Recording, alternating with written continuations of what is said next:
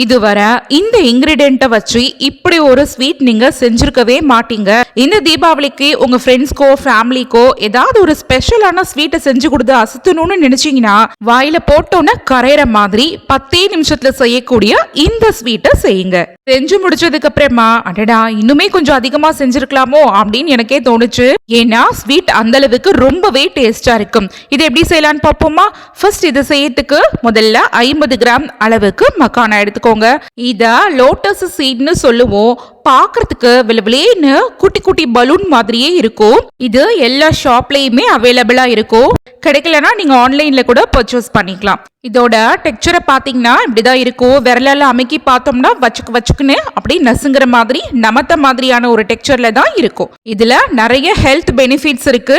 இதை வச்சு ஒரு சூப்பரான டேஸ்ட்ல ஸ்வீட் எப்படி செய்யறதுன்னு பார்ப்போம். ஃபர்ஸ்ட் ஒரு அகலமான கடாயில இந்த மக்கானாவை சேர்த்துட்டு மீடியம் ஃப்ளேம்ல எண்ணெய் சேர்க்காம 2 நிமிஷத்துக்கு ட்ரை ரோஸ்ட் பண்ணிக்கலாம். ரொம்ப அதிக நேரம் வறுக்கணும்ன்றது அவசியம் கிடையாது. ஜஸ்ட் ஒரு 2 நிமிஷம் வறுத்தா போதும். அதே சமயம் வறுபட்ட மக்கானாவோட நிறம் மாறக்கூடாது.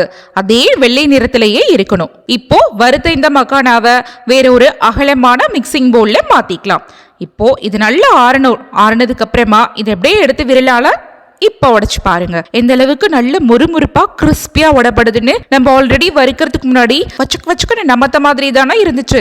இப்ப பாருங்க நல்ல மொறுன்னு வறுபட்டுடுச்சு. இதை அப்படியே வேற ஒரு ஈரப்பதம் இல்லாத மிக்சி ஜார் கப்ல சேர்த்துக்கலாம். சேர்த்துட்டு தண்ணீர் சேர்க்காம இது நல்லா நைஸ் பவுடரா முதல்ல இது மாதிரி அரைச்சுக்கோங்க. அடுத்ததா இது கூட 10 முழு முந்திரி சேர்க்கிறேன். நீங்க உடைச்ச முந்திரியா வச்சிருந்தீங்கன்னா 20 போல சேர்த்துக்கோங்க. கூடவே 10 பாதாம் சேர்த்துக்கோங்க. இப்போ இது ரெண்டுத்தையும் சேர்த்ததுக்கு அப்புறமா இதுல வாசத்துக்காக 2 முழு ஏலக்காய அப்படியே தோலோட சேர்க்காம தோலை எடுத்துட்டு உள்ள இருக்கிற விதைகளை மட்டும் சேர்த்துக்கலாம். இப்போ இதை மறுபடியும் தண்ணீர் சேர்க்காம நல்லா நைஸா ஃபைன் பவுடரா உங்களால எந்த அளவுக்கு அரைக்க முடியுமோ அந்த அளவுக்கு இது மாதிரி அரைச்சுக்கோங்க. இப்போ அடுத்ததா இது கூட தித்திப்பு சுவைக்காக 1/4 கப் அளவுக்கு சர்க்கரையை சேர்த்துக்கலாம். மறுபடியும் இதையுமே நல்லா நைஸா ஃபைன் பவுடரா மழன்னு இது மாதிரி அரைச்சுக்கணும். பாருங்க எந்த அளவுக்கு நல்ல சாஃப்டா நைஸா அரைச்சிருக்கேன்னு. அரைச்ச இந்த பவுடரை வேற ஒரு அகலமான மிக்சிங் பவுல்ல டிரான்ஸ்ஃபர் பண்ணிடுங்க.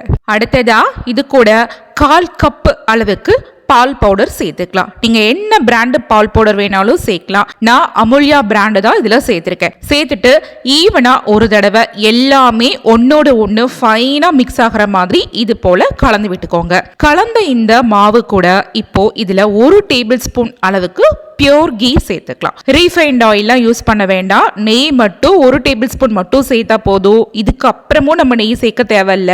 1 டேபிள் ஸ்பூனே போதுமானது. நெய் சேர்த்துட்டு நல்லா இந்த மாவை கலந்து விடுங்க. கலக்கும் போது விரலால மாவை இது போல தேய்ச்சி விட்டு கலந்து விடுங்க. அப்பதான் இதுல சேர்த்திருக்க நெய் எல்லா மாவுலையும் போய் ஒட்டிக்கும். இப்ப பாருங்க மாவை நல்லா இந்த மாதிரி கலந்து முடிச்சாச்சு.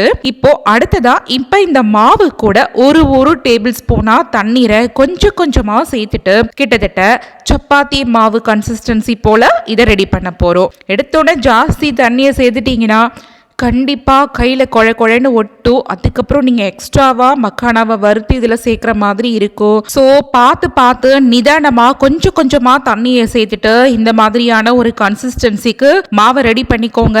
அடுத்ததா நான் இதுல கொஞ்சமா எல்லோ ஃபுட் கலர் ஆட் பண்றேன். ஃபுட் கலர் சேர்க்கறது முற்றிலும் ஆப்ஷனல் தான். விருப்பப்பட்டா சேர்த்துக்கோங்க, தேவையில்லைனா ஸ்கிப் பண்ணிக்கோங்க. இப்போ கலர் சேர்த்து இந்த மாவை நல்லா மிக்ஸ் பண்ணி முடிச்சதுக்கு அப்புறமா ஃபைனலா இந்த மாவோட கன்சிஸ்டன்சி இப்படிதான் இருக்கும். அப்படியே அழுத்தி பார்த்தோம்னா மணலா நல்ல சாஃப்டா ஸ்மூத்தான டெக்ஸ்சர்ல இருக்கும்.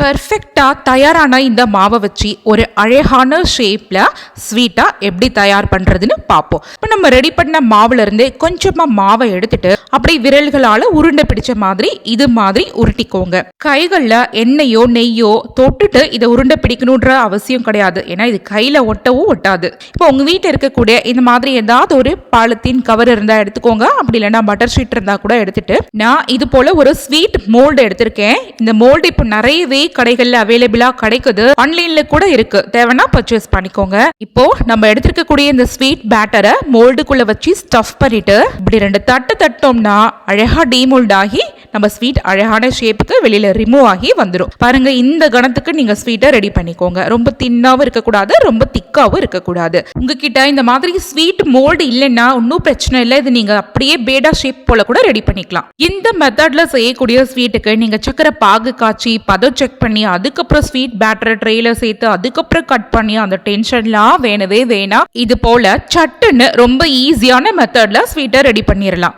நான் எடுத்திருக்கக்கூடிய இன்கிரீடியன்ஸோட அளவுக்கு எனக்கு இந்த அளவிலான பீசஸ் கிடைச்சிருக்கு. நீங்க உங்க ஃபேமிலி மெம்பர்ஸ்க்கு ஏற்ற மாதிரி இன்கிரீடியன்ஸோட அளவை கூட்டியோ குறைச்சியோ சேர்த்துக்கோங்க. அப்புறம் டேஸ்ட் பத்தி சொல்லணும்னா இந்த ஸ்வீட் சாப்பிட்றதுக்கு காஜு கத்லி பாதாம் கத்லி டேஸ்ட் மாதிரியே இருக்கும். இந்த ஸ்வீட்டை வெளியிலே வச்சு ஒரு வாரம் வரைக்கும் சாப்பிடலாம், கெட்டே போகாது.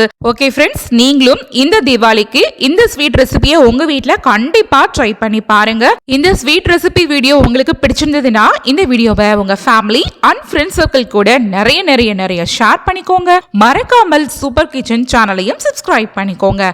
தேங்க்ஸ் ஃபார் வாட்சிங்.